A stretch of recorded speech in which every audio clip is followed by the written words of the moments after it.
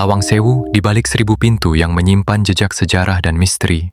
Sebelum kita memulai perjalanan ini, luangkan sejenak untuk mendukung channel ini dengan menyukai video, berlangganan, dan menyalakan lonceng notifikasi agar tidak ketinggalan dokumenter sejarah lainnya.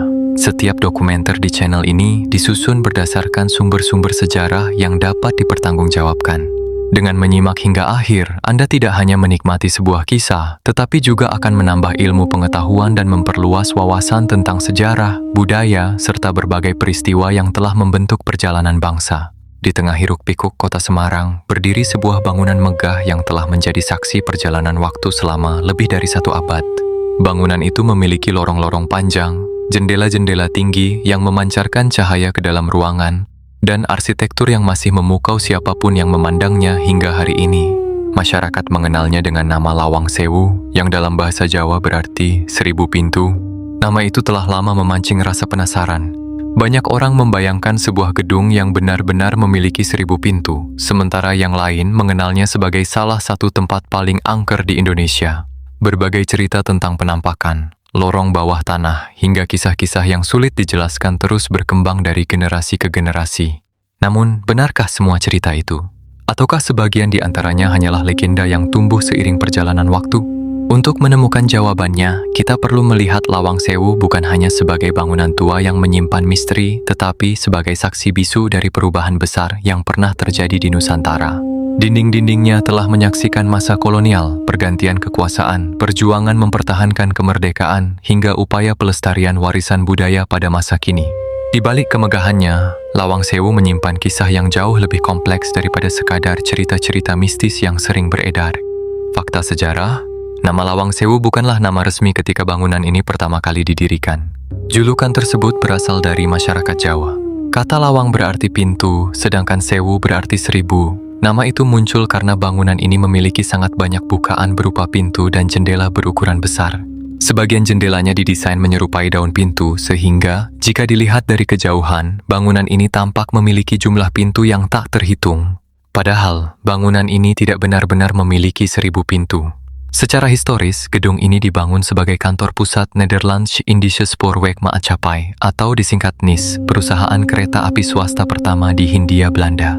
Pembangunannya dimulai pada awal abad ke-20 berdasarkan rancangan 2 arsitek Belanda, Profesor Jacob Frederik Linkhammer dan B.J. Ouwendag. Bangunan utama selesai digunakan beberapa tahun kemudian, sementara keseluruhan kompleks disempurnakan secara bertahap hingga mencapai bentuk yang kita kenal sekarang. Pemilihan kota Semarang sebagai lokasi pembangunan bukanlah sebuah kebetulan. Pada masa itu, Semarang berkembang menjadi salah satu kota pelabuhan terpenting di Pulau Jawa. Dari kota inilah hasil perkebunan, gula, kopi, tembakau, dan berbagai komoditas lainnya didistribusikan menuju berbagai wilayah, bahkan hingga ke pasar internasional. Jaringan kereta api menjadi tulang punggung distribusi tersebut, sehingga perusahaan NIS membutuhkan kantor pusat yang mampu mengendalikan operasional jaringan rel yang terus berkembang. Dengan demikian, sejak awal Lawang Sewu bukan dibangun sebagai benteng, istana, ataupun penjara. Fungsi utamanya adalah sebagai pusat administrasi dan operasional perusahaan perkereta-apian yang memiliki peran besar dalam perkembangan transportasi modern di Hindia Belanda. Dugaan yang berkembang, selama bertahun-tahun muncul anggapan bahwa sejak awal Lawang Sewu dirancang memiliki lorong-lorong rahasia yang membentang di bawah tanah dan menghubungkan berbagai tempat di kota Semarang. Hingga kini, belum terdapat bukti sejarah yang dapat memastikan keberadaan jaringan lorong rahasia seperti yang sering diceritakan. Memang terdapat ruang bawah tanah pada kompleks bangunan ini. Namun, berdasarkan kajian sejarah dan arsitektur, ruang-ruang tersebut merupakan bagian dari sistem bangunan yang mendukung kebutuhan teknis, seperti drainase dan utilitas. Mengingat kondisi Semarang yang sejak dahulu dikenal rawan genangan, keberadaan ruang bawah tanah memiliki fungsi yang lebih masuk akal dari sisi rekayasa bangunan. Karena itu, berbagai dugaan mengenai fungsi lain dari ruang bawah tanah perlu disikapi secara hati-hati dan tidak dapat dianggap sebagai fakta tanpa adanya bukti yang kuat. Cerita rakyat. Di sisi lain, masyarakat telah lama mewariskan berbagai kisah yang membuat nama Lawang Sewu semakin terkenal. Ada yang mengaku pernah melihat sosok perempuan berpakaian putih berjalan di lorong-lorong gedung. Ada pula cerita tentang suara langkah kaki, pintu yang terbuka sendiri, hingga bayangan misterius yang muncul ketika malam mulai larut. Kisah-kisah tersebut terus berkembang melalui cerita dari mulut ke mulut, pengalaman pribadi yang sulit diverifikasi, tayangan televisi, hingga media sosial. Hingga saat ini, cerita-cerita tersebut merupakan bagian dari cerita rakyat dan budaya populer, bukan bagian dari fakta sejarah yang dapat dibuktikan melalui dokumen ataupun penelitian ilmiah. Meskipun demikian, keberadaan legenda-legenda tersebut telah menjadi bagian dari identitas Lawang Sewu. Misteri yang menyelimutinya membuat banyak orang datang karena rasa penasaran. Namun setelah mengenal sejarahnya, mereka justru menemukan bahwa perjalanan bangunan ini jauh lebih luar biasa daripada berbagai kisah yang selama ini beredar. Sebab sesungguhnya, Lawang Sewu bukan sekadar bangunan tua dengan lorong-lorong yang sunyi. Ia adalah saksi lahirnya transportasi modern di Nusantara, saksi pergantian kekuasaan, saksi perjuangan mempertahankan kemerdekaan, sekaligus saksi bagaimana sebuah warisan sejarah mampu bertahan melintasi zaman. Dan untuk memahami mengapa bangunan semegah ini didirikan di Semarang, kita harus kembali ke masa ketika rel-rel besi pertama kali mulai membelah Pulau Jawa, mengubah wajah perdagangan, perekonomian, dan kehidupan masyarakat untuk selamanya. Pada bab berikutnya, kita akan menelusuri awal mula hadirnya kereta api di Hindia Belanda, sebuah kisah yang menjadi fondasi berdirinya Lawang Sewu dan membuka babak baru dalam sejarah Nusantara. Rel besi yang mengubah Nusantara. Ketika kita memandang kemegahan Lawang Sewu pada hari ini, mudah sekali mengira bahwa bangunan itu berdiri hanya sebagai simbol kemewahan arsitektur kolonial. Padahal, setiap batu bata yang disusun dan setiap ruang yang dibangun memiliki tujuan yang sangat jelas. Lawang Sewu lahir karena sebuah revolusi transportasi sedang berlangsung di Pulau Jawa. Sebelum rel kereta api membelah daratan, perjalanan antar kota masih mengandalkan jalan darat yang kondisinya sangat terbatas. Barang-barang hasil perkebunan harus diangkut menggunakan gerobak yang ditarik hewan atau melalui jalur sungai yang bergantung pada kondisi alam. Perjalanan yang kini dapat ditempuh dalam hitungan jam, pada masa itu bisa memakan waktu berhari-hari. Bagi pemerintah kolonial dan para pengusaha swasta, kondisi tersebut menjadi hambatan besar. Perkebunan tebu, kopi, tembakau, dan berbagai komoditas lainnya terus berkembang, tetapi hasil panennya harus segera dikirim menuju pelabuhan agar dapat dipasarkan ke berbagai negara. Mereka membutuhkan moda transportasi yang lebih cepat, lebih efisien, dan mampu mengangkut muatan dalam jumlah besar. Disinilah sejarah baru mulai ditulis. Fakta sejarah. Pada pertengahan abad ke-19, gagasan membangun jaringan kereta api di Hindia Belanda mulai diwujudkan. Berbeda dengan beberapa negara Eropa yang pembangunan relnya didorong oleh kebutuhan mobilitas penduduk, di Hindia Belanda tujuan utamanya adalah mendukung kegiatan ekonomi kolonial. Perusahaan yang menjadi pelopor pembangunan jalur kereta api adalah Nederlands Indische Spoorwegmaatschappij atau NIS, sebuah perusahaan swasta yang memperoleh konsesi untuk membangun dan mengoperasikan jalur kereta api. Jalur kereta api pertama dibangun menghubungkan Semarang dengan wilayah pedalaman Jawa Tengah. Pembangunan ini menandai dimulainya era baru transportasi di Nusantara. Ketika jalur tersebut mulai beroperasi, waktu perjalanan dan pengangkutan barang menjadi jauh lebih singkat dibandingkan sebelumnya. Hasil perkebunan dari pedalaman dapat lebih cepat tiba di pelabuhan Semarang sebelum dikirim ke berbagai wilayah di dunia. Keberhasilan jalur pertama mendorong pembangunan jalur-jalur berikutnya. Perlahan tetapi pasti, jaringan rel mulai menghubungkan kota-kota penting di Pulau Jawa. Semakin luas jaringan itu berkembang, semakin besar pula kebutuhan akan pusat administrasi yang mampu mengatur ribuan dokumen, jadwal perjalanan, komunikasi antar daerah, hingga pengelolaan operasional perusahaan. Dari kebutuhan inilah kemudian muncul gagasan membangun kantor pusat yang lebih besar, lebih modern, dan mampu mencerminkan kemajuan teknologi pada zamannya. Kelak, kantor pusat itulah yang dikenal sebagai Lawang Sewu. Dugaan, ada anggapan bahwa pembangunan jaringan kereta api di Hindia Belanda dilakukan semata-mata untuk membantu kesejahteraan masyarakat pribumi. Pandangan tersebut tidak sepenuhnya tepat. Para sejarawan berpendapat bahwa manfaat kereta api memang akhirnya dirasakan oleh berbagai lapisan masyarakat. Namun, tujuan awal pembangunan jalur kereta api lebih banyak berkaitan dengan kepentingan ekonomi dan administrasi pemerintah kolonial, terutama untuk mempercepat distribusi hasil bumi serta memperkuat pengendalian wilayah. Dengan kata lain, manfaat bagi masyarakat berkembang seiring waktu, tetapi bukan menjadi alasan utama ketika proyek tersebut pertama kali dirancang.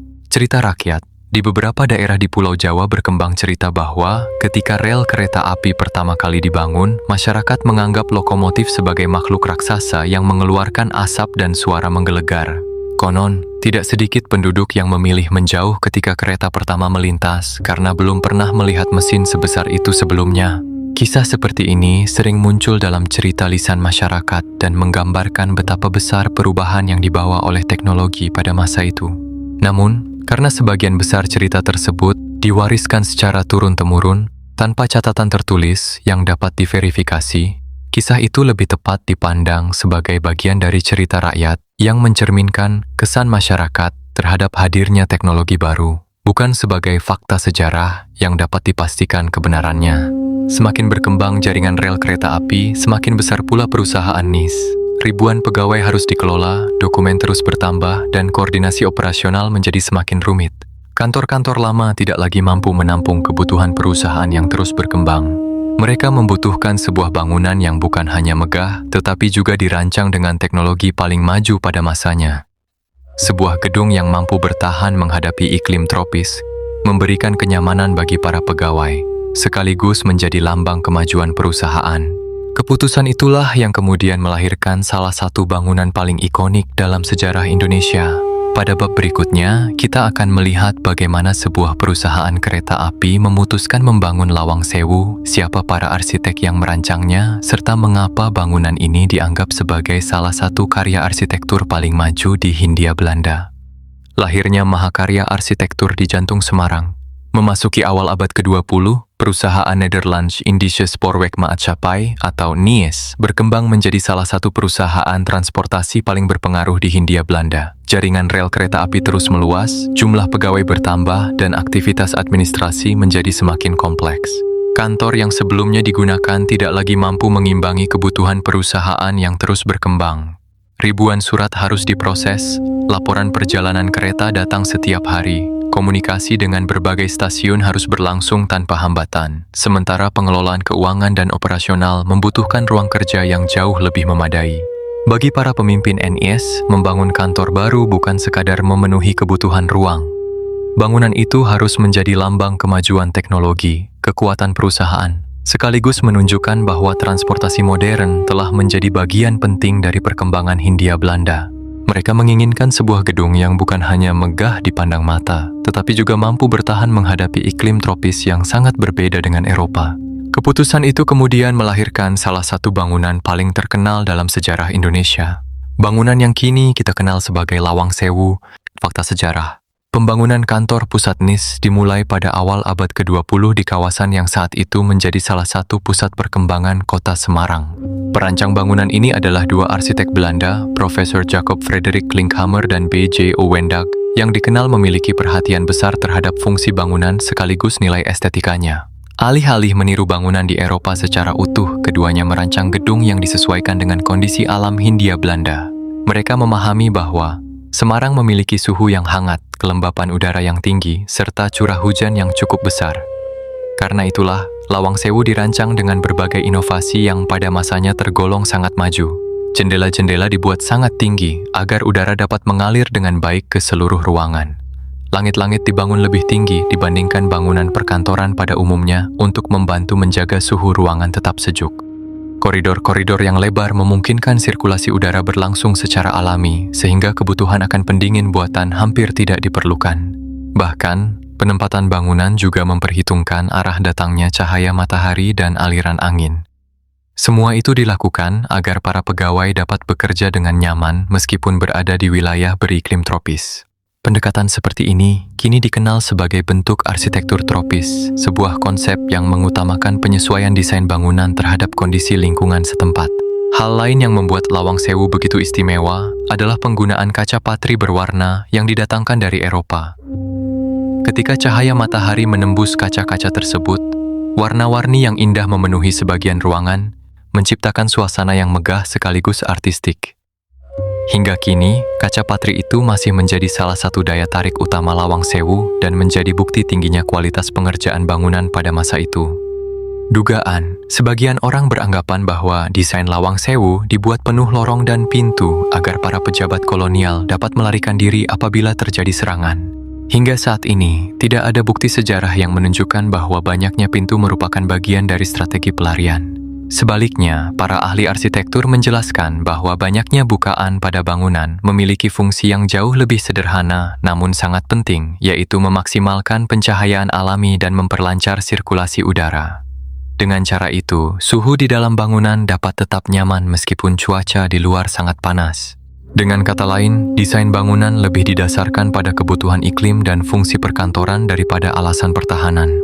Cerita rakyat seiring berjalannya waktu, masyarakat mulai memperhatikan bentuk bangunan yang dipenuhi pintu dan jendela tinggi. Dari sanalah muncul berbagai cerita. Ada yang mengatakan bahwa jumlah pintunya benar-benar mencapai 1000. Ada pula yang percaya bahwa setiap pintu menyimpan kisah berbeda, bahkan menjadi jalan menuju dunia yang tidak kasat mata. Cerita-cerita seperti ini berkembang luas karena bentuk bangunan memang tampak berbeda dibandingkan gedung lain pada zamannya. Namun, hingga kini tidak ada catatan sejarah yang menyebutkan bahwa Lawang Sewu memiliki tepat 1000 pintu. Julukan tersebut merupakan ungkapan masyarakat Jawa untuk menggambarkan betapa banyaknya pintu dan jendela yang menghiasi bangunan ini.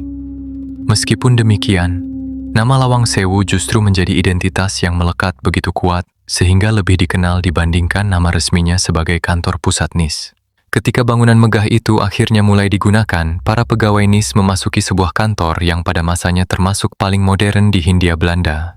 Di balik dinding-dinding kokohnya, ribuan keputusan penting dibuat setiap hari. Jalur-jalur kereta api diatur dari sana, laporan perjalanan diperiksa, surat-surat dikirim ke berbagai daerah, dan roda transportasi terus berputar tanpa henti. Tidak ada yang menyangka bahwa beberapa dasawarsa kemudian, gedung yang dibangun sebagai simbol kemajuan itu akan menjadi saksi berbagai peristiwa paling kelam dalam sejarah Indonesia.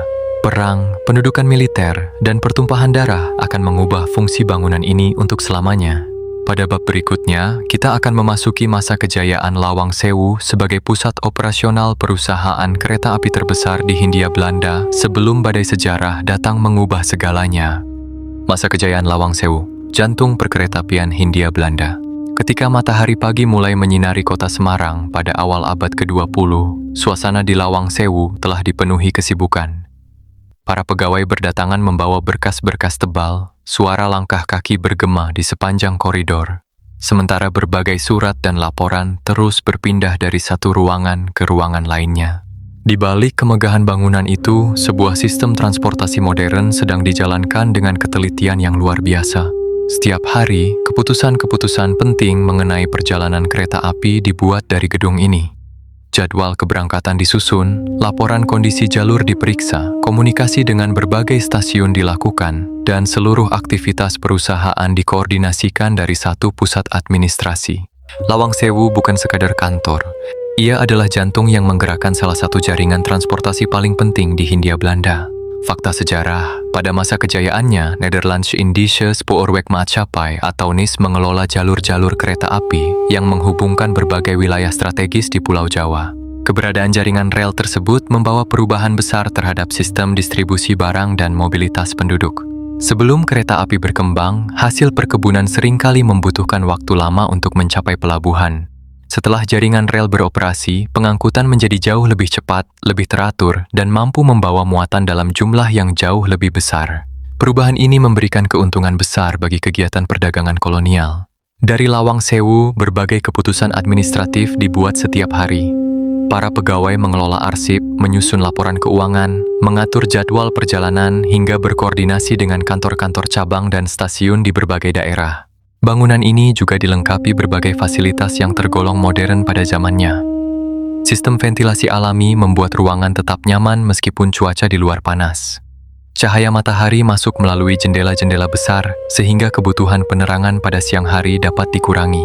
Semua itu menunjukkan bahwa Lawang Sewu tidak hanya dirancang untuk terlihat megah, tetapi juga efisien sebagai pusat operasional perusahaan. Di luar gedung, kota Semarang sendiri berkembang pesat. Aktivitas perdagangan meningkat, kawasan permukiman bertambah, dan lalu lintas manusia semakin ramai. Kehadiran jalur kereta api ikut mendorong pertumbuhan ekonomi yang mengubah wajah kota dari tahun ke tahun. Namun, kemajuan itu juga tidak dapat dipisahkan dari sistem kolonial yang saat itu menguasai Nusantara. Infrastruktur yang dibangun memang membawa perkembangan teknologi dan transportasi, tetapi pada saat yang sama juga mendukung kepentingan ekonomi pemerintah kolonial dan perusahaan-perusahaan yang beroperasi di bawah kekuasaannya. Sejarah Lawang Sewu, karena itu, tidak dapat dipandang hanya dari satu sisi. Ia merupakan simbol kemajuan teknik dan arsitektur, sekaligus bagian dari sistem kolonial yang membentuk perjalanan sejarah Indonesia. Dugaan ada anggapan bahwa seluruh ruangan di Lawang Sewu sejak Masanis digunakan sebagai kantor para pejabat tinggi Belanda.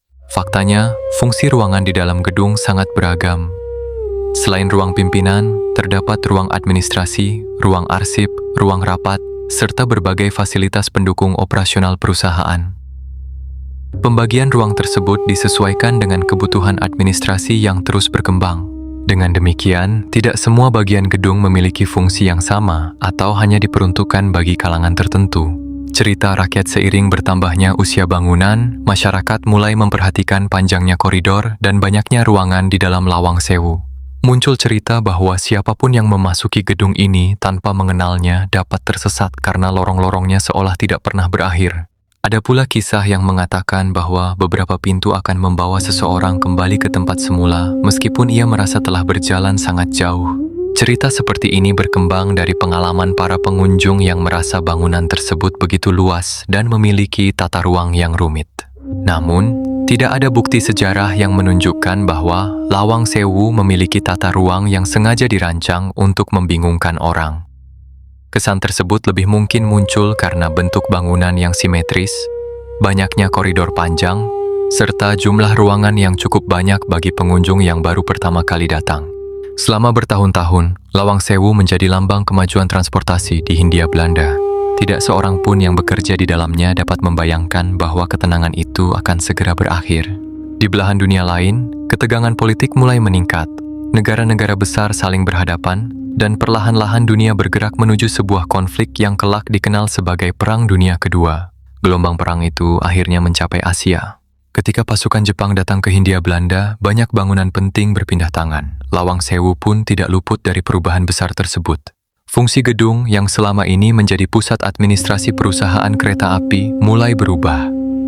Ruangan-ruangan yang dahulu dipenuhi dokumen dan aktivitas perkantoran perlahan menyaksikan babak sejarah yang jauh lebih kelam. Pada bab berikutnya, kita akan memasuki masa pendudukan Jepang, mengungkap apa yang benar-benar terjadi di Lawang Sewu, bagaimana fungsi bangunan ini berubah, dan mengapa ruang bawah tanahnya kemudian menjadi sumber begitu banyak kisah yang bertahan hingga sekarang. Pendudukan Jepang ketika Lawang Sewu memasuki babak paling kelam. Tahun-tahun penuh kesibukan di Lawang Sewu perlahan berubah menjadi keheningan yang mencekam. Koridor yang dahulu dipenuhi langkah para pegawai kini lebih sering dilalui oleh personel militer. Ruang-ruang administrasi yang menjadi pusat pengelolaan jaringan kereta api mengalami perubahan fungsi. Suasana yang sebelumnya mencerminkan kemajuan teknologi berganti menjadi bagian dari kehidupan di bawah pendudukan militer. Perubahan itu terjadi ketika Perang Dunia Kedua menjalar hingga ke Asia Tenggara. Pasukan Jepang bergerak cepat menaklukkan berbagai wilayah yang sebelumnya dikuasai Belanda, termasuk Hindia Belanda. Dalam waktu yang relatif singkat, pemerintahan kolonial Belanda runtuh, dan berbagai aset penting diambil alih oleh pemerintahan militer Jepang. Lawang Sewu menjadi salah satunya. Fakta sejarah, setelah Jepang menguasai Hindia Belanda, berbagai fasilitas transportasi menjadi prioritas untuk dikuasai karena memiliki nilai strategis yang sangat tinggi. Jalur kereta api merupakan sarana penting untuk mengangkut logistik, personel militer, serta kebutuhan perang ke berbagai daerah. Oleh sebab itu, bangunan-bangunan yang sebelumnya digunakan perusahaan kereta api ikut berada di bawah pengawasan pemerintahan militer Jepang. Lawang Sewu kemudian digunakan untuk kepentingan administrasi yang berkaitan dengan operasional perkereta-apian di bawah kendali Jepang. Dalam berbagai penelitian, sejarah juga disebutkan bahwa sebagian area bangunan, termasuk ruang bawah tanah, pernah dimanfaatkan selama masa pendudukan. Namun, fungsi ruang-ruang tersebut tidak selalu sama dan dapat berubah sesuai kebutuhan militer pada masa itu. Salah satu bagian yang paling sering menjadi perhatian adalah ruang bawah tanah. Berdasarkan kajian arsitektur, ruang tersebut pada awalnya merupakan bagian dari sistem bangunan yang dirancang untuk mendukung utilitas dan pengendalian air. Kondisi geografis Semarang yang memiliki permukaan tanah rendah membuat rancangan seperti ini memiliki fungsi teknis yang penting. Namun situasi perang mengubah banyak hal. Sejumlah sumber sejarah menyebutkan bahwa pada masa pendudukan Jepang, Sebagian ruang bawah tanah digunakan sebagai tempat penahanan dalam kondisi tertentu. Akan tetapi, rincian mengenai penggunaan setiap ruangan masih menjadi bahan kajian para sejarawan karena keterbatasan dokumen dan kesaksian yang tersedia. Yang dapat dipastikan adalah bahwa masa pendudukan Jepang membawa perubahan besar terhadap fungsi Lawang Sewu dan meninggalkan jejak sejarah yang jauh lebih kelam dibandingkan masa sebelumnya. Dugaan salah satu anggapan yang paling sering beredar adalah bahwa seluruh ruang bawah tanah Lawang Sewu dipenuhi sel-sel penyiksaan yang digunakan secara terus-menerus selama pendudukan Jepang. Pernyataan tersebut tidak sepenuhnya dapat dibuktikan. Memang terdapat kesaksian dan penelitian yang menunjukkan adanya penggunaan sebagian ruang sebagai tempat penahanan. Namun, tidak semua ruang bawah tanah memiliki fungsi yang sama, dan tidak seluruh kisah yang beredar didukung oleh bukti sejarah yang dapat diverifikasi. Karena itu, para sejarawan mengingatkan agar kita berhati-hati membedakan antara informasi yang berasal dari dokumen sejarah dengan cerita yang berkembang kemudian. Cerita rakyat tidak ada bagian Lawang Sewu yang lebih banyak melahirkan cerita dibandingkan ruang bawah tanahnya. Selama bertahun-tahun, beredar kisah bahwa lorong-lorong di bawah bangunan ini dipenuhi suara rintihan, langkah kaki tanpa wujud, hingga penampakan sosok yang dipercaya sebagai arwah para tahanan. Sebagian pengunjung mengaku merasakan hawa yang berbeda ketika memasuki area tersebut. Ada pula yang mengatakan bahwa mereka mendengar suara-suara aneh meskipun tidak melihat siapapun berada di sekitarnya. Cerita-cerita ini berkembang luas melalui pengalaman pribadi, cerita dari mulut ke mulut, acara televisi, hingga media sosial. Namun, hingga saat ini, seluruh kisah tersebut berada dalam ranah cerita rakyat dan pengalaman subjektif. Tidak ada bukti ilmiah maupun dokumen sejarah yang dapat memastikan bahwa fenomena-fenomena tersebut benar-benar terjadi sebagaimana diceritakan. Meskipun demikian, ruang bawah tanah Lawang Sewu tetap menjadi salah satu bagian yang paling menarik perhatian pengunjung karena di sanalah sejarah nyata dan legenda masyarakat saling bertemu. Perang selalu meninggalkan luka, banyak dokumen hilang, banyak saksi tidak pernah sempat menceritakan apa yang mereka alami. Sebagian kisah bertahan dalam arsip sejarah, sementara sebagian lainnya hidup sebagai cerita yang diwariskan dari satu generasi ke generasi berikutnya. Namun penderitaan yang dialami Nusantara belum berakhir. Tidak lama setelah Jepang menyerah kepada sekutu, bangsa Indonesia memproklamasikan kemerdekaannya. Di tengah semangat mempertahankan kemerdekaan itu, kota Semarang kembali menjadi medan pertempuran. Dan sekali lagi, Lawang Sewu berada tepat di tengah pusaran sejarah. Bangunan yang dahulu menjadi kantor perusahaan kereta api, kemudian berada di bawah pendudukan militer Jepang, kini akan menjadi saksi salah satu pertempuran paling penting dalam sejarah kota Semarang. Pada bab berikutnya, kita akan mengulas pertempuran 5 hari di Semarang, mengungkap peran Lawang Sewu dalam konflik tersebut, serta memisahkan antara fakta sejarah dan berbagai kisah yang kemudian berkembang di tengah masyarakat. Pertempuran 5 hari di Semarang, ketika Lawang Sewu menjadi medan perjuangan. Ketika Indonesia memproklamasikan kemerdekaannya, harapan akan masa depan yang bebas mulai tumbuh di seluruh penjuru negeri. Namun, kemerdekaan itu tidak serta-merta membawa kedamaian. Di berbagai daerah, rakyat harus mempertahankan kemerdekaan yang baru saja diproklamasikan. Kota Semarang menjadi salah satu wilayah yang mengalami ketegangan paling serius. Jalan-jalan yang sebelumnya dipenuhi aktivitas perdagangan berubah menjadi garis pertahanan. Gedung-gedung penting menjadi sasaran perebutan, dan setiap sudut kota dapat berubah menjadi medan pertempuran dalam hitungan menit. Di tengah situasi itulah, Lawang Sewu kembali menjadi bagian dari sejarah. Namun kali ini bukan sebagai kantor administrasi, melainkan sebagai bangunan strategis yang berada di pusat konflik bersenjata.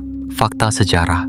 Pada pertengahan bulan Oktober tahun 1945, pecah konflik yang kemudian dikenal sebagai Pertempuran 5 Hari di Semarang. Pertempuran ini melibatkan para pejuang Indonesia dengan pasukan Jepang yang pada saat itu masih berada di Semarang setelah Jepang menyatakan menyerah kepada sekutu. Situasi menjadi semakin rumit karena proses pelucutan senjata belum berlangsung sepenuhnya, sementara kondisi keamanan di kota terus memburuk. Sebagai salah satu bangunan penting di kawasan tersebut, Lawang Sewu memiliki nilai strategis. Bangunan yang kokoh, bertingkat, dan memiliki posisi yang mengawasi lingkungan sekitarnya menjadikannya lokasi yang penting dalam jalannya pertempuran. Baku tembak terjadi di berbagai titik di sekitar kawasan Lawang Sewu. Sejumlah pejuang Indonesia gugur dalam upaya mempertahankan kota, sementara korban juga berjatuhan dari pihak lawan. Pertempuran 5 hari di Semarang kemudian dikenang sebagai salah satu episode penting dalam perjuangan mempertahankan kemerdekaan Indonesia. Peristiwa ini juga melahirkan berbagai monumen dan penghormatan kepada para pejuang yang gugur, termasuk Tugu Muda yang berdiri tidak jauh dari Lawang Sewu sebagai simbol perjuangan rakyat Semarang. Dengan demikian, hubungan antara Lawang Sewu dan pertempuran 5 hari bukanlah sekadar cerita yang berkembang di masyarakat, melainkan bagian dari sejarah yang didukung oleh berbagai dokumen, arsip, dan kajian para sejarawan. Dugaan salah satu kisah yang paling sering terdengar adalah bahwa ruang bawah tanah Lawang Sewu menjadi lokasi eksekusi massal terhadap ratusan orang selama pertempuran berlangsung. Hingga kini, klaim tersebut masih menjadi perdebatan. Sejumlah penelitian sejarah mengakui adanya korban jiwa di sekitar kawasan Lawang Sewu dan penggunaan beberapa bagian bangunan selama konflik. Namun, berbagai rincian mengenai jumlah korban, lokasi pasti setiap peristiwa, maupun cerita-cerita tertentu yang berkembang di masyarakat tidak seluruhnya dapat dibuktikan melalui dokumen sejarah. Karena keterbatasan arsip dan kesaksian yang tersedia, para sejarawan mengingatkan agar tidak semua kisah yang beredar langsung dianggap sebagai fakta. Cerita rakyat peristiwa berdarah yang pernah terjadi di sekitar Lawang Sewu kemudian melahirkan berbagai cerita yang terus hidup hingga sekarang. Ada yang mengatakan bahwa pada malam-malam tertentu masih terdengar suara tembakan dari kejauhan. Ada pula yang mengaku mendengar langkah sepatu tentara berjalan di koridor kosong, meskipun ketika diperiksa tidak ada seorang pun di sana. Sebagian pengunjung bahkan mengaku melihat bayangan yang dipercaya sebagai sosok pejuang atau tentara yang gugur pada masa konflik. Semua kisah tersebut merupakan bagian dari cerita rakyat modern yang berkembang setelah peristiwa bersejarah itu. Tidak ada bukti ilmiah maupun catatan sejarah yang dapat memastikan bahwa pengalaman-pengalaman tersebut merupakan peristiwa nyata. Namun, kemunculannya menunjukkan bagaimana sebuah tragedi besar dapat meninggalkan jejak yang tidak hanya tersimpan dalam arsip sejarah, tetapi juga dalam ingatan kolektif masyarakat. Setelah pertempuran berakhir, Lawang Sewu tetap berdiri. Dindingnya masih kokoh, tetapi bangunan itu kini menyimpan lapisan sejarah yang jauh lebih dalam. Ia pernah menjadi simbol kemajuan transportasi. Ia pernah berada di bawah pendudukan militer. Ia juga menjadi saksi perjuangan mempertahankan kemerdekaan. Namun, perjalanan Lawang Sewu ternyata belum selesai. Memasuki masa Indonesia merdeka, bangunan ini kembali mengalami perubahan fungsi.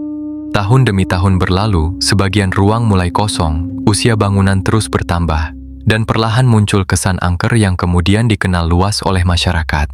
Bagaimana sebuah kantor megah akhirnya berubah menjadi bangunan tua yang identik dengan cerita misteri. Itulah yang akan kita telusuri pada bab berikutnya ketika Lawang Sewu memasuki babak baru dalam sejarah Indonesia sebagai warisan masa lalu yang nyaris terlupakan sebelum akhirnya diselamatkan dan dipugar kembali. Dari pusat perkeretaapian menjadi bangunan yang terlupakan. Setelah dentuman senjata mereda dan Indonesia perlahan memasuki masa pembangunan sebagai negara yang merdeka, Lawang Sewu kembali menghadapi perubahan besar. Tidak lagi terdengar hiruk-pikuk pegawai perusahaan kereta api seperti pada masa kolonial. Tidak lagi menjadi bangunan yang berada di garis depan pertempuran. Kini, gedung yang pernah menjadi lambang kemajuan itu harus menemukan perannya di tengah Indonesia yang sedang membangun masa depannya sendiri. Namun, perjalanan sebuah bangunan bersejarah tidak selalu berjalan mulus. Ada masa ketika Lawang Sewu tetap dimanfaatkan. Ada pula masa ketika sebagian ruangnya mulai kehilangan fungsi. Waktu terus berjalan, sementara usia bangunan semakin bertambah. Sedikit demi sedikit, kesan megah yang dahulu begitu dibanggakan mulai tertutup oleh dinding yang menua, cat yang memudar, dan ruang-ruang yang semakin jarang digunakan. Fakta sejarah. Setelah Indonesia merdeka, Lawang Sewu tidak ditinggalkan begitu saja. Bangunan ini sempat digunakan oleh berbagai instansi pemerintah sesuai kebutuhan pada masanya. Di antaranya adalah Jawatan Kereta Api Republik Indonesia, yang kemudian berkembang menjadi lembaga yang kini dikenal sebagai PT Kereta Api Indonesia. Selain itu, pada periode tertentu, sebagian area bangunan juga pernah dimanfaatkan oleh instansi pemerintah lainnya. Pergantian fungsi tersebut mencerminkan perubahan sistem pemerintahan dari masa kolonial menuju negara yang telah merdeka. Namun, seiring perkembangan zaman, kebutuhan terhadap gedung perkantoran modern semakin meningkat. Sebagian aktivitas administrasi dipindahkan ke bangunan yang lebih sesuai dengan kebutuhan masa itu. Akibatnya, tidak seluruh ruang di Lawang Sewu lagi digunakan secara optimal. Bangunan yang sangat luas ini akhirnya mengalami penurunan intensitas pemanfaatan. Ketika sebuah bangunan berusia puluhan tahun tidak lagi digunakan secara maksimal, proses pelapukan menjadi sesuatu yang sulit dihindari. Atap memerlukan perawatan. Kayu-kayu tua membutuhkan perhatian.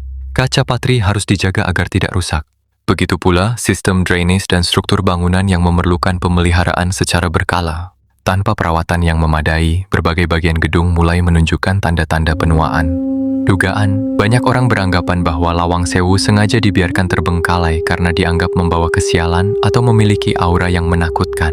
Hingga kini, tidak ada bukti sejarah yang mendukung anggapan tersebut. Kondisi bangunan yang sempat kurang terawat lebih berkaitan dengan tantangan pelestarian bangunan bersejarah yang berukuran sangat besar. Pemeliharaan gedung warisan kolonial membutuhkan biaya, tenaga ahli, dan perencanaan yang tidak sedikit. Fenomena serupa juga terjadi pada banyak bangunan bersejarah lain di berbagai negara. Dengan demikian, kondisi Lawang Sewu pada masa itu lebih tepat dipahami sebagai persoalan pelestarian cagar budaya, bukan karena alasan-alasan yang bersifat supranatural. Cerita rakyat justru pada masa ketika sebagian bangunan mulai jarang digunakan, cerita-cerita misteri berkembang semakin luas. Koridor yang sunyi, ruangan yang gelap, suara angin yang berembus melalui jendela-jendela tinggi, semuanya membentuk suasana yang mudah memicu imajinasi. Tidak sedikit warga Semarang yang mulai menganggap Lawang Sewu sebagai bangunan yang angker. Muncul kisah tentang cahaya yang terlihat dari jendela meskipun bangunan sedang kosong. Ada cerita mengenai suara pintu yang menutup sendiri pada malam hari. Sebagian orang bahkan mengaku melihat bayangan bergerak di balik kaca patri ketika tidak ada siapapun di dalam gedung. Cerita-cerita tersebut semakin populer karena sering diceritakan kembali dari satu orang kepada orang lain. Namun, hingga saat ini, semua kisah tersebut tetap berada dalam ranah cerita rakyat dan pengalaman pribadi yang tidak dapat diverifikasi sebagai fakta sejarah. Memasuki akhir abad ke-20, kondisi Lawang Sewu mulai mengundang perhatian yang lebih luas.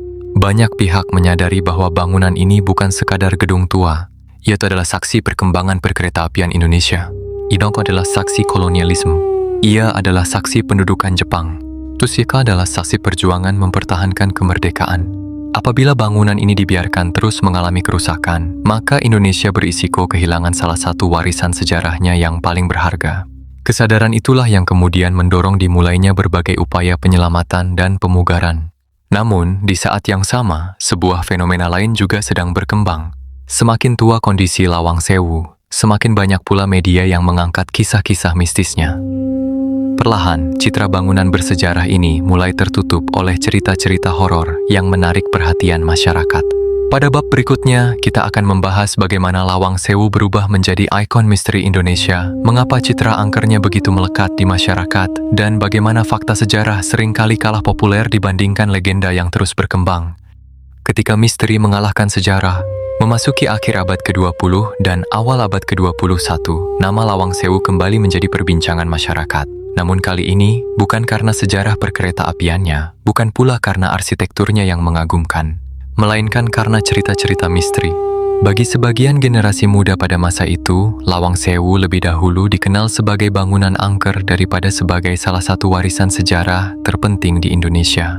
Acara televisi bertema horor, liputan media, hingga cerita dari mulut ke mulut membuat nama Lawang Sewu semakin lekat dengan kisah-kisah supranatural. Semakin banyak orang datang dengan harapan mengalami kejadian yang tidak biasa. Ironisnya, semakin terkenal cerita mistisnya, semakin sedikit pula yang mengetahui sejarah panjang yang sebenarnya tersimpan di balik bangunan itu. Fakta sejarah. Ada satu hal yang tidak dapat disangkal. Lawang Sewu memang merupakan bangunan tua yang telah melewati berbagai peristiwa besar dalam sejarah Indonesia. Bangunan ini pernah menjadi kantor pusat perusahaan kereta api swasta pertama di Hindia Belanda. Bangunan ini pernah berada di bawah pendudukan Jepang. Bangunan ini juga menjadi bagian dari kawasan pertempuran 5 hari di Semarang. Semua peristiwa tersebut didukung oleh dokumen sejarah, arsip, foto-foto lama, serta berbagai penelitian yang dilakukan oleh para sejarawan. Karena memiliki nilai sejarah dan arsitektur yang tinggi, berbagai upaya pelestarian akhirnya dilakukan. Pemugaran besar dilaksanakan dengan tujuan mengembalikan kondisi bangunan sedekat mungkin dengan bentuk aslinya tanpa menghilangkan nilai sejarah yang melekat padanya. Proses ini tidak hanya memperbaiki bagian-bagian bangunan yang rusak, tetapi juga melestarikan elemen-elemen penting seperti kaca patri, koridor, lantai, tangga, hingga sistem ventilasi yang menjadi ciri khas Lawang Sewu. Kini, bangunan tersebut telah dibuka sebagai salah satu destinasi wisata sejarah yang dikelola dan dimanfaatkan untuk edukasi masyarakat. Pengunjung dapat mempelajari sejarah perkembangan perkereta-apian Indonesia, melihat langsung keindahan arsitekturnya, serta memahami berbagai peristiwa penting yang pernah terjadi di tempat ini.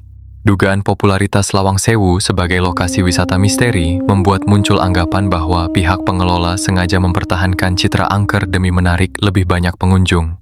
Tidak terdapat bukti yang menunjukkan bahwa pelestarian bangunan dilakukan untuk memperkuat cerita-cerita mistis. Sebaliknya, berbagai informasi resmi yang disampaikan kepada pengunjung justru lebih menekankan nilai sejarah, arsitektur, perkembangan perkeretaapian, serta peristiwa-peristiwa penting yang benar-benar terjadi di lokasi tersebut. Cerita mistis memang dikenal luas oleh masyarakat, tetapi bukan merupakan bagian dari penjelasan sejarah resmi mengenai Lawang Sewu. Cerita rakyat, di balik kepopulerannya, berbagai kisah misteri terus bermunculan. Ada yang mengaku berhasil mengabadikan bayangan misterius dalam foto. Ada yang mengatakan kameranya tiba-tiba tidak berfungsi ketika memasuki ruang bawah tanah. Sebagian lainnya mengaku mendengar suara tangisan atau bisikan meskipun tidak melihat siapapun berada di dekat mereka. Cerita-cerita tersebut semakin cepat menyebar seiring berkembangnya internet dan media sosial. Namun, hingga saat ini, tidak ada bukti ilmiah yang dapat memastikan bahwa pengalaman-pengalaman tersebut disebabkan oleh fenomena supranatural. Banyak pengalaman yang bersifat subjektif dan dapat dipengaruhi oleh suasana bangunan, kondisi pencahayaan, sugesti, maupun harapan seseorang sebelum memasuki lokasi yang telah lebih dahulu dikenal memiliki reputasi angker. Hal ini tidak berarti pengalaman seseorang harus diabaikan, tetapi dalam konteks dokumenter sejarah, pengalaman pribadi tidak dapat disamakan dengan fakta yang dapat diverifikasi. Lawang Sewu mengajarkan satu hal yang menarik. Seringkali legenda berkembang jauh lebih cepat daripada sejarah. Cerita misteri lebih mudah menarik perhatian daripada kisah tentang perkembangan teknologi, administrasi perkeretaapian, atau rancangan arsitektur tropis.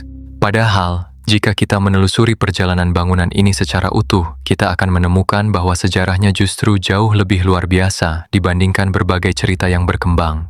Bangunan ini telah melewati masa kolonial, melewati pendudukan Jepang, melewati perjuangan mempertahankan kemerdekaan, dan berhasil bertahan hingga menjadi salah satu ikon warisan budaya Indonesia. Namun, masih ada satu pertanyaan penting yang perlu dijawab. Setelah memisahkan antara fakta, dugaan, dan cerita rakyat sepanjang perjalanan ini, bagaimana seharusnya kita memandang Lawang Sewu pada masa kini? Apakah ia layak dikenang sebagai bangunan angker? Ataukah sebagai salah satu saksi sejarah paling berharga yang dimiliki bangsa Indonesia? Pada bab berikutnya, kita akan mengurai seluruh benang merah antara sejarah dan legenda, melihat bagaimana keduanya saling memengaruhi, serta mengapa memahami perbedaannya menjadi kunci untuk benar-benar mengenal Lawang Sewu. Memisahkan fakta, dugaan, dan legenda, cara terbaik memahami Lawang Sewu. Semakin lama sebuah bangunan berdiri, semakin banyak pula kisah yang melekat padanya. Ada kisah yang tercatat dalam dokumen resmi, ada kisah yang diwariskan melalui kesaksian. Ada pula kisah yang tumbuh dari imajinasi, pengalaman pribadi, dan cerita yang terus diceritakan dari satu generasi ke generasi berikutnya. Lawang Sewu adalah contoh yang sangat jelas bagaimana sejarah dan legenda dapat berjalan berdampingan.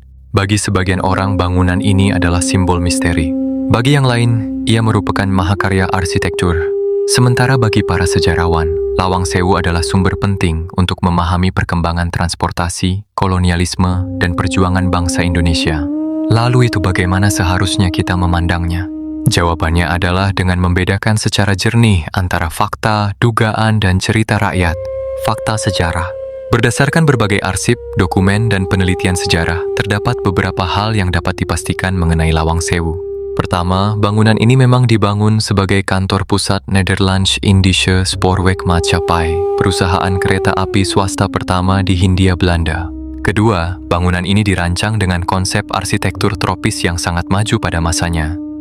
Jendela-jendela besar, langit-langit tinggi, koridor luas, dan sistem ventilasi alami menunjukkan bahwa para perancangnya memahami bagaimana menciptakan bangunan yang nyaman di wilayah beriklim panas dan lembab. Ketiga, Lawang Sewu mengalami perubahan fungsi selama pendudukan Jepang dan menjadi bagian dari kawasan pertempuran 5 hari di Semarang setelah Indonesia memproklamasikan kemerdekaannya. Keempat, bangunan ini kemudian dipugar dan dilestarikan karena memiliki nilai sejarah, arsitektur, dan budaya yang sangat tinggi. Semua poin tersebut didukung oleh dokumen sejarah, arsip foto, serta penelitian yang dapat dipertanggungjawabkan. Dugaan di luar fakta-fakta tersebut, terdapat sejumlah hal yang hingga kini belum dapat dipastikan secara historis. Misalnya, berbagai cerita mengenai fungsi setiap ruang bawah tanah selama masa pendudukan Jepang. Memang terdapat bukti bahwa sebagian ruang pernah dimanfaatkan pada masa perang, tetapi tidak semua cerita yang berkembang memiliki dukungan dokumen atau kesaksian yang cukup kuat. Demikian pula dengan berbagai klaim mengenai lorong rahasia yang menghubungkan Lawang Sewu dengan lokasi-lokasi tertentu di kota Semarang. Hingga saat ini, belum terdapat bukti arkeologis maupun dokumen sejarah yang dapat memastikan keberadaan jaringan lorong seperti yang sering diceritakan. Karena itu, berbagai klaim tersebut lebih tepat ditempatkan sebagai dugaan yang masih memerlukan pembuktian, bukan sebagai fakta. Cerita rakyat bagian yang paling dikenal masyarakat justru berasal dari cerita rakyat.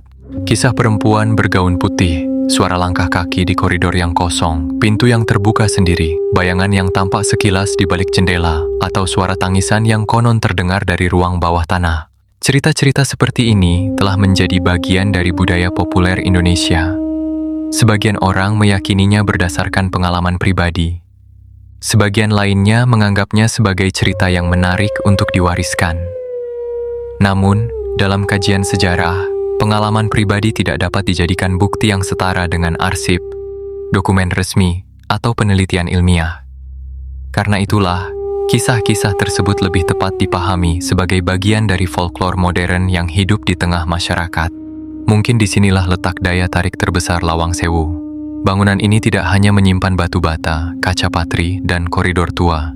Ia juga menyimpan lapisan-lapisan cerita yang lahir dari setiap zaman yang pernah dilewatinya. Sebagian dapat dibuktikan, sebagian masih diperdebatkan, dan sebagian lagi akan terus hidup sebagai legenda. Namun, satu hal yang tidak dapat dipungkiri adalah bahwa Lawang Sewu telah menjadi bagian penting dari identitas kota Semarang dan sejarah Indonesia. Ia mengajarkan bahwa sebuah bangunan bukan hanya kumpulan dinding dan atap. Ia adalah saksi yang diam, saksi yang tidak pernah berbicara, tetapi mampu menceritakan perjalanan panjang sebuah bangsa kepada siapa saja yang bersedia mendengarkannya. Dan justru karena alasan itulah, upaya pelestarian Lawang Sewu menjadi sangat penting. Bukan hanya untuk menjaga keindahan arsitekturnya, melainkan juga untuk memastikan bahwa generasi mendatang masih dapat belajar langsung dari salah satu saksi sejarah paling berharga yang dimiliki Indonesia.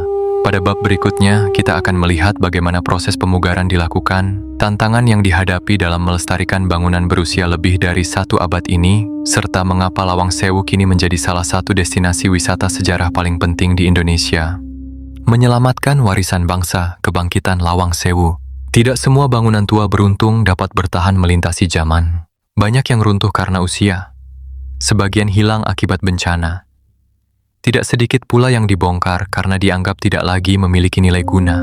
Namun, Lawang Sewu menempuh jalan yang berbeda. Setelah melewati masa kejayaan, pendudukan militer, perjuangan kemerdekaan, hingga periode ketika sebagian bangunannya mulai kurang terawat, muncul kesadaran bahwa gedung ini bukan sekadar peninggalan masa lalu. Ia adalah bagian dari identitas sejarah Indonesia.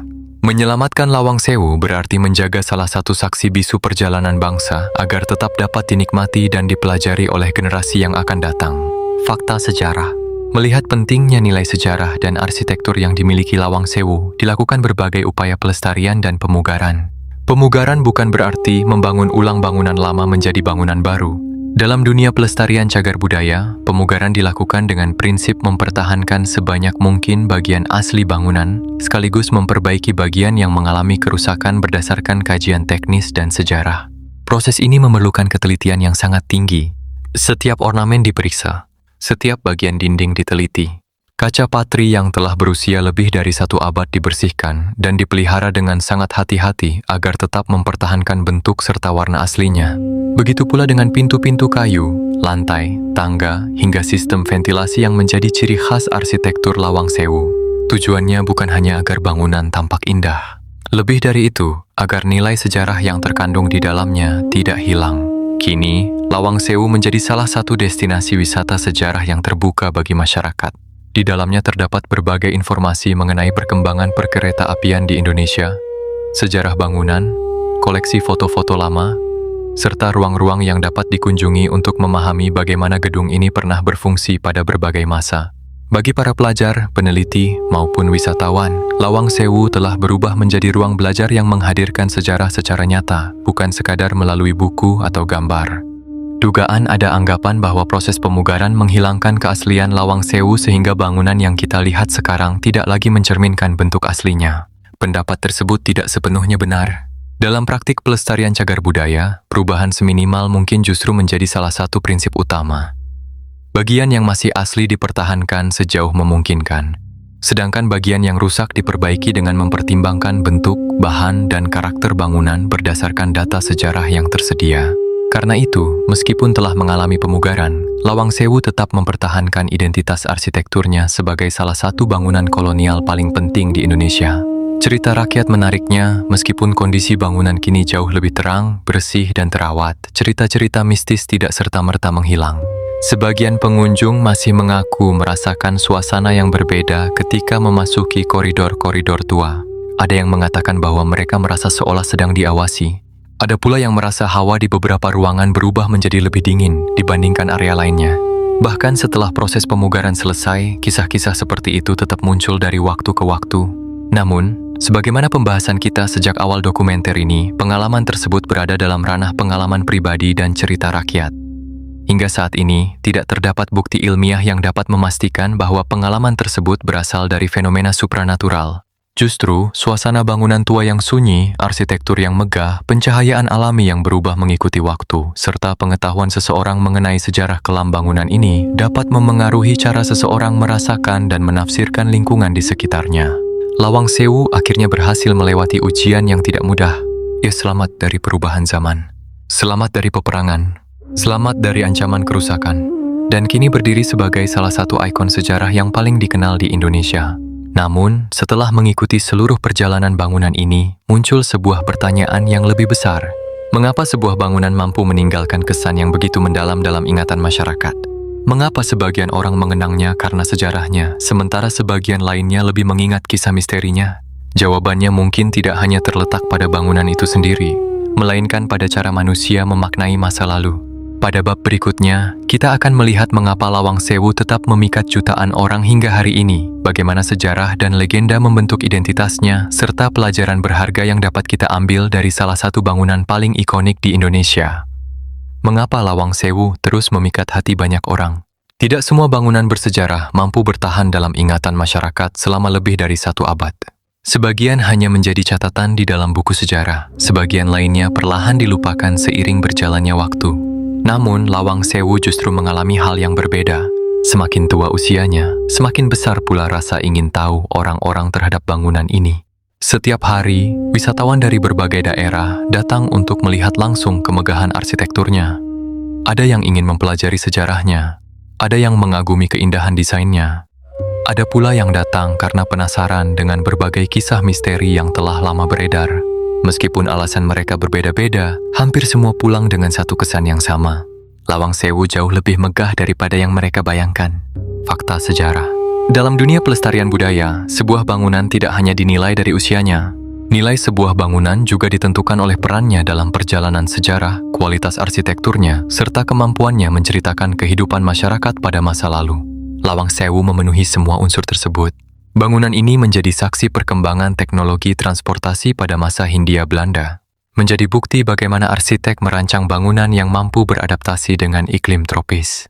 Menjadi bagian dari masa pendudukan Jepang. Menjadi saksi pertempuran 5 hari di Semarang. Dan kini menjadi ruang edukasi yang memperkenalkan sejarah kepada masyarakat luas.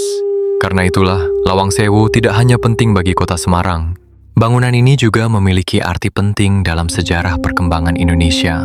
Banyak pelajar, mahasiswa, peneliti, hingga wisatawan mancanegara datang untuk mempelajari bagaimana sebuah bangunan dapat menjadi saksi dari begitu banyak perubahan besar selama lebih dari 1 abad. Dugaan, ada anggapan bahwa tanpa cerita-cerita mistis, Lawang Sewu tidak akan pernah menjadi tujuan wisata yang populer. Pendapat tersebut sulit dibuktikan. Memang benar bahwa kisah misteri turut memperkenalkan nama Lawang Sewu kepada masyarakat luas, terutama melalui media massa dan budaya populer. Namun daya tarik bangunan ini tidak hanya bergantung pada cerita tersebut. Keindahan arsitekturnya, nilai sejarahnya, serta perannya dalam perkembangan perkeretaapian Indonesia merupakan alasan yang sama kuatnya mengapa Lawang Sewu terus dikunjungi hingga sekarang. Bahkan banyak pengunjung yang awalnya datang karena rasa penasaran terhadap cerita mistis, akhirnya justru lebih tertarik mempelajari sejarah yang sesungguhnya. cerita rakyat. Di tengah masyarakat masih berkembang keyakinan bahwa setiap bangunan tua memiliki penjaga yang tidak terlihat. Keyakinan seperti ini tidak hanya ditemukan di Lawang Sewu. Berbagai daerah di Indonesia memiliki cerita serupa mengenai benteng tua, istana, rumah adat, maupun bangunan peninggalan sejarah lainnya. Cerita tersebut merupakan bagian dari tradisi lisan yang telah hidup selama berabad-abad. Dalam kajian budaya, kisah-kisah seperti ini dipandang sebagai bentuk warisan folklor yang mencerminkan cara masyarakat memaknai tempat-tempat yang memiliki nilai sejarah tinggi. Namun, sebagai dokumenter sejarah, penting untuk membedakan bahwa kepercayaan budaya bukanlah bukti sejarah. Keduanya dapat hidup berdampingan tanpa harus disamakan.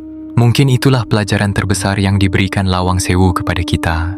Sebuah bangunan tidak hanya dibangun oleh batu bata, kayu, dan kaca. Ia juga dibangun oleh kenangan, oleh cerita, oleh pengalaman manusia yang silih berganti datang dan pergi. Ada kisah yang dapat dibuktikan melalui arsip. Ada kisah yang bertahan melalui ingatan. Dan ada pula kisah yang akan tetap menjadi misteri karena tidak pernah dapat dipastikan kebenarannya. Namun apapun cara orang mengenang Lawang Sewu, satu hal tetap tidak berubah. Bangunan ini adalah bagian dari perjalanan bangsa Indonesia. Ia mengingatkan kita bahwa sejarah bukan hanya tentang masa lalu. Sejarah adalah jembatan yang menghubungkan masa lalu dengan masa kini, agar kita dapat melangkah menuju masa depan dengan pemahaman yang lebih baik. Pada bab berikutnya, kita akan merangkum seluruh perjalanan Lawang Sewu, melihat makna terdalam yang ditinggalkannya bagi bangsa Indonesia, serta menjawab pertanyaan yang sejak awal mengiringi dokumenter ini. Apakah Lawang Sewu lebih pantas dikenang sebagai bangunan misterius atau sebagai salah satu warisan sejarah paling berharga yang dimiliki Indonesia?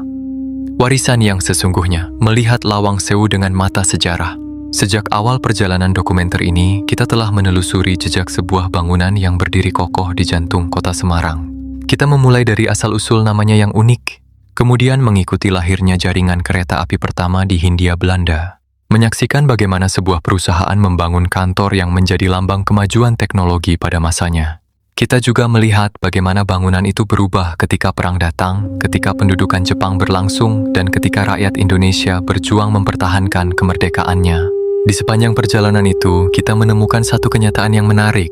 Semakin panjang sejarah sebuah bangunan, semakin banyak pula cerita yang tumbuh di sekelilingnya.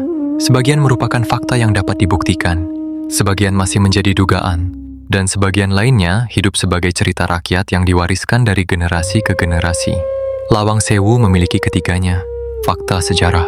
Apabila seluruh dokumen, arsip, dan penelitian sejarah disatukan, maka gambaran mengenai Lawang Sewu menjadi jauh lebih jelas. Bangunan ini merupakan kantor pusat Nederlands Indische Spoorwegmaatschappij, perusahaan kereta api swasta pertama di Hindia Belanda. Bangunan ini dirancang dengan konsep arsitektur tropis yang inovatif untuk zamannya. Bangunan ini mengalami perubahan fungsi selama pendudukan Jepang. Bangunan ini menjadi bagian dari kawasan pertempuran 5 hari di Semarang. Dan setelah melewati berbagai perubahan zaman, bangunan ini akhirnya dipugar agar tetap menjadi warisan budaya yang dapat dipelajari oleh masyarakat. Semua itu merupakan bagian dari sejarah Indonesia yang dapat dipertanggungjawabkan. Tanpa Lawang Sewu, kita akan kehilangan salah satu saksi penting yang menceritakan bagaimana transportasi modern berkembang di Nusantara, bagaimana kolonialisme membentuk tata kota, dan bagaimana perjuangan mempertahankan kemerdekaan pernah berlangsung di tempat yang sama. Dugaan masih terdapat sejumlah pertanyaan yang mungkin tidak akan pernah memperoleh jawaban yang benar-benar pasti. Bagaimana tepatnya setiap ruang digunakan pada masa perang? Apakah seluruh kisah mengenai ruang bawah tanah sesuai dengan kenyataan? Apakah masih ada bagian bangunan yang belum sepenuhnya terungkap melalui penelitian sejarah? Pertanyaan-pertanyaan seperti ini tetap terbuka untuk dikaji oleh para peneliti pada masa mendatang. Dalam ilmu sejarah, mengakui bahwa sesuatu belum dapat dipastikan adalah bagian dari kejujuran ilmiah. Tidak semua pertanyaan harus dipaksa memiliki jawaban. Cerita rakyat sementara itu, legenda-legenda mengenai Lawang Sewu kemungkinan akan terus hidup. Mungkin akan selalu ada orang yang mengaku melihat penampakan. Mungkin akan selalu ada cerita tentang suara langkah kaki di koridor yang sunyi. Mungkin pula akan terus muncul kisah-kisah baru yang menambah panjang daftar misteri bangunan ini. Semua itu merupakan bagian dari cara masyarakat membangun identitas budaya melalui cerita. Selama kita memahami bahwa cerita rakyat berbeda dengan fakta sejarah, keduanya dapat sama-sama dihargai tanpa saling menggantikan. Legenda memperkaya budaya, sejarah memperkaya pengetahuan, keduanya memiliki tempatnya masing-masing. Jika kita melihat Lawang Sewu hanya sebagai bangunan angker, maka kita mungkin akan pulang hanya membawa rasa penasaran. Namun, jika kita melihatnya sebagai saksi perjalanan bangsa, kita akan pulang membawa pemahaman. Pemahaman tentang bagaimana teknologi mengubah kehidupan manusia, tentang bagaimana sebuah bangunan mampu melewati berbagai rezim pemerintahan, tentang bagaimana perang meninggalkan jejak yang panjang, dan tentang pentingnya menjaga warisan sejarah agar tidak hilang di telan zaman. Pada akhirnya, mungkin bukan misteri yang membuat Lawang Sewu menjadi istimewa, melainkan kemampuannya untuk terus mengingatkan kita bahwa sejarah selalu hidup di sekitar kita. Ia hidup di balik dinding tua, di balik kaca patri yang masih memantulkan cahaya, di balik setiap lorong yang pernah dilalui ribuan langkah manusia dari masa ke masa. Dan selama bangunan itu tetap berdiri, kisahnya akan terus diceritakan kepada generasi-generasi yang akan datang. Pada bab berikutnya, yang merupakan bab penutup dokumenter ini, kita akan merangkum seluruh perjalanan Lawang Sewu dan mengambil pelajaran yang dapat kita bawa dari salah satu bangunan bersejarah paling ikonik di Indonesia. Jejak yang tak pernah hilang, pelajaran dari Lawang Sewu. Setelah menelusuri perjalanan panjang Lawang Sewu, kita menyadari bahwa bangunan ini menyimpan sesuatu yang jauh lebih berharga daripada sekadar tembok tua atau deretan pintu yang menjadi ciri khasnya. Ia menyimpan waktu. Di tempat inilah kemajuan teknologi pernah dirancang. Di tempat ini pula pergantian kekuasaan meninggalkan jejaknya. Dan di kawasan yang sama, semangat mempertahankan kemerdekaan pernah dipertaruhkan dengan nyawa. Semua peristiwa itu telah berlalu, namun bangunannya tetap berdiri. Seolah mengingatkan bahwa waktu boleh terus berjalan, tetapi sejarah tidak boleh dilupakan. Fakta sejarah Lawang Sewu saat ini bukan hanya menjadi tujuan wisata, melainkan juga menjadi ruang pembelajaran sejarah yang penting. Setiap ruangan, koridor, dan detail arsitekturnya memberikan gambaran mengenai kemampuan para perancang bangunan pada awal abad ke-20 dalam menyesuaikan desain dengan iklim tropis. Di sisi lain, bangunan ini juga mengingatkan bahwa perkembangan teknologi pada masa kolonial tidak dapat dipisahkan dari kepentingan ekonomi dan politik pemerintah Hindia Belanda. Melalui Lawang Sewu, kita dapat mempelajari bagaimana infrastruktur modern berkembang di Nusantara, bagaimana perang mengubah fungsi sebuah bangunan, serta bagaimana sebuah warisan sejarah akhirnya diselamatkan melalui upaya pelestarian. Nilai-nilai inilah yang menjadikan Lawang Sewu jauh lebih penting daripada sekadar objek wisata. Ia adalah ruang belajar yang memungkinkan kita memahami masa lalu secara lebih utuh. Dugaan, sebagian orang percaya bahwa masih banyak rahasia Lawang Sewu yang belum terungkap. Dalam dunia sejarah, kemungkinan ditemukannya informasi baru memang selalu terbuka. Bisa saja suatu hari ditemukan arsip, foto, atau dokumen yang memberikan pemahaman lebih lengkap mengenai fungsi ruangan tertentu atau peristiwa yang pernah terjadi di dalam kompleks ini. Namun, sebelum bukti tersebut benar-benar ditemukan dan diverifikasi, berbagai klaim baru tetap harus diperlakukan sebagai dugaan, bukan sebagai fakta. Sikap seperti inilah yang menjadi dasar penelitian sejarah yang bertanggung jawab. Cerita rakyat barangkali, legenda tentang Lawang Sewu tidak akan pernah benar-benar hilang. Selama bangunan tua itu masih berdiri, selama lorong-lorongnya masih memantulkan suara langkah kaki para pengunjung, dan selama masyarakat terus menceritakannya, kisah-kisah misteri akan tetap menjadi bagian dari identitasnya. Namun legenda tidak harus dipandang sebagai sesuatu yang menutupi sejarah. Sebaliknya, legenda dapat menjadi pintu masuk yang membangkitkan rasa ingin tahu. Dan ketika rasa ingin tahu itu membawa seseorang untuk mempelajari fakta-fakta sejarahnya, maka legenda telah menjalankan perannya sebagai pengantar menuju pengetahuan. Mungkin itulah makna terdalam dari Lawang Sewu. Bangunan ini mengajarkan bahwa masa lalu tidak selalu hitam dan putih. Di dalamnya terdapat kemajuan teknologi sekaligus kolonialisme. Ada keindahan arsitektur sekaligus luka peperangan. Ada dokumen sejarah yang dapat dibuktikan, dan ada pula cerita rakyat yang terus hidup dalam ingatan masyarakat. Semuanya membentuk identitas Lawang Sewu seperti yang kita kenal hari ini. Namun, masih ada satu pertanyaan terakhir. Setelah mengetahui seluruh perjalanan bangunan ini, pelajaran apa yang sesungguhnya dapat kita bawa pulang?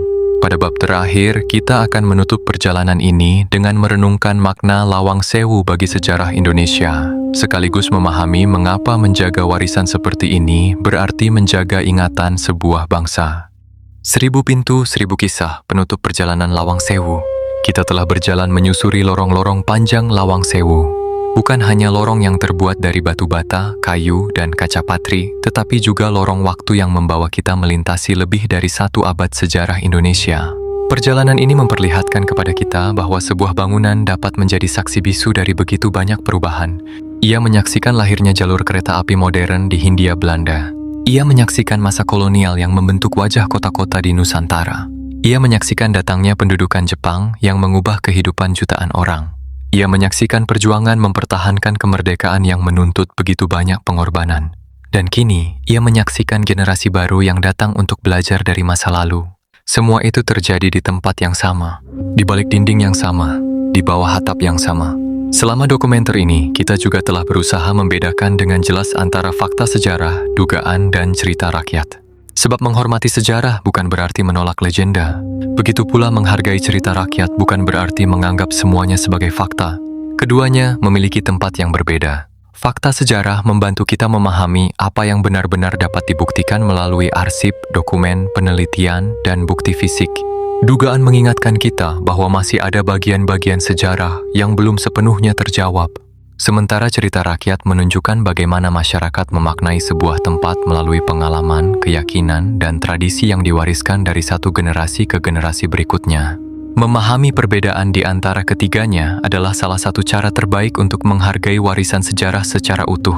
Mungkin setelah mendengarkan seluruh kisah ini, pandangan kita terhadap Lawang Sewu akan sedikit berubah. Bangunan ini memang memiliki lorong-lorong yang panjang. Ia memang menyimpan berbagai peristiwa yang kelam. Ia juga menjadi tempat lahirnya berbagai legenda yang terus hidup hingga hari ini. Namun, apabila hanya mengingat Lawang Sewu sebagai bangunan yang angker, kita justru kehilangan kisah yang paling penting. Kita kehilangan cerita tentang lahirnya transportasi modern di Nusantara. Kita kehilangan kisah mengenai kecerdasan para arsitek yang mampu merancang bangunan tropis jauh melampaui zamannya. Kita kehilangan jejak perjuangan mereka yang mempertahankan kemerdekaan. Dan kita kehilangan pelajaran bahwa sejarah adalah guru yang paling jujur bagi sebuah bangsa. Setiap bangunan bersejarah sesungguhnya adalah sebuah buku. Bedanya, buku itu tidak ditulis di atas kertas.